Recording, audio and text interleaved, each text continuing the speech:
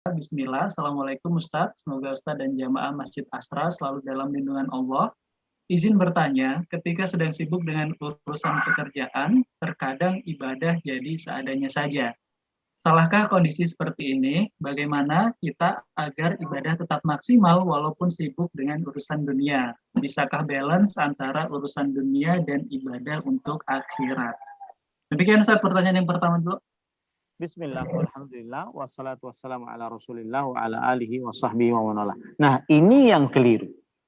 Kita fokus pekerjaan dunia. Tapi saat kita mengerjakan pekerjaan akhirat, jangan seadanya.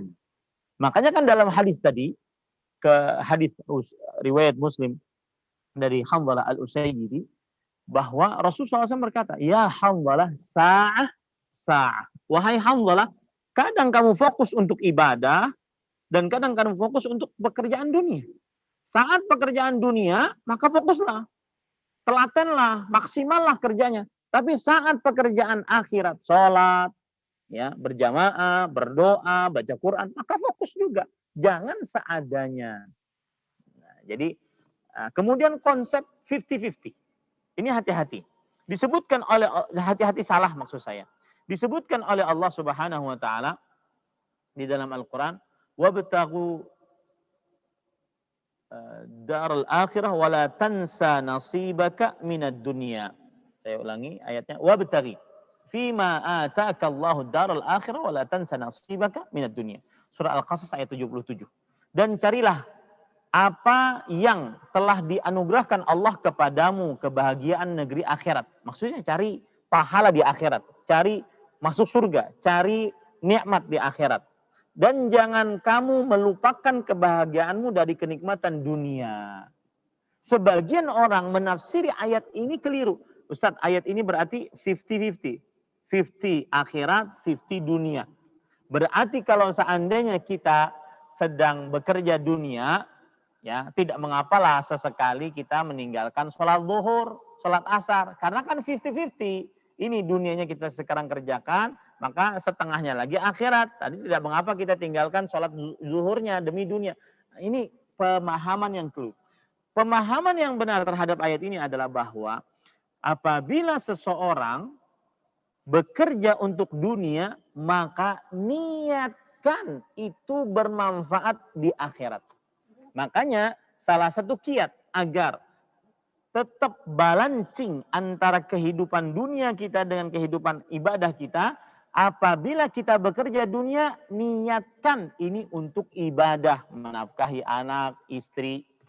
Dan jangan sampai pekerjaan dunia kita melalaikan akhirat.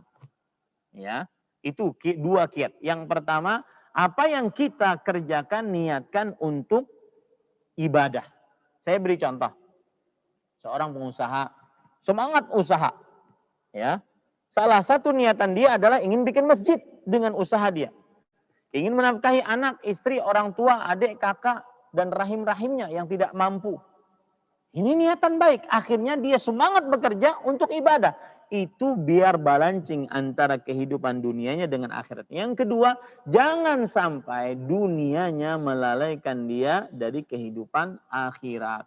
Sebagaimana firman Allah Subhanahu wa taala dalam surat An-Nur, rijalun la tulhihim tijarah wala bai'un an dzikrillah wa iqamis salah wa ita'iz zakah yakhafuna yawman tataqallabu fihi al-qulub wal absar. Surah An-Nur ayat 37. Artinya, orang-orang, para lelaki dan perempuan yang tidak dilalaikan oleh usahanya, perniagaannya, dagangannya, tidak pula oleh jual belinya, dari berzikir kepada Allah, mendirikan sholat, membayar zakat, ya. Mereka takut suatu hari hati dan penglihatan menjadi goncang, mengingat akhirat. Jadi jangan sampai dunia yang kita kerjakan melalaikan kita dari sholat, puasa, zakat, berzikir, dan akhirat. Saya pernah mendapati cerita yang nyata.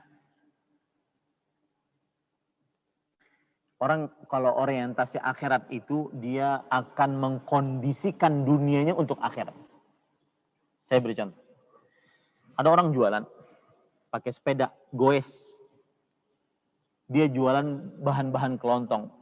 piring, baskom, gayung, dan semisalnya. Apabila dia keluar rumah untuk jualan, kalau dia ke kanan, ke arah barat misalkan, dia harus mengingat, oh nanti saya sholat zuhur di sana di masjid apa ya? Kalau dia pergi ke kiri, ke arah timur misalkan, dia ingat, nanti saya sholat zuhur di masjid apa ya? Dan fi'lan, orang ini saya dapati waktu itu saya lewat di sebuah masjid, saya dapati setengah jam sebelum sholat zuhur sudah ada di depan masjid. Masjidnya belum buka. Nah, ini namanya bagaimana berusaha yang tidak melalaikan kehidupan akhirat. Nah, itu dua kiatnya. Yang pertama, usahanya dia niatkan untuk ibadah. Yang kedua, usahanya jangan sampai melalaikan dia dari akhirat. Wallahu a'lam. Nah.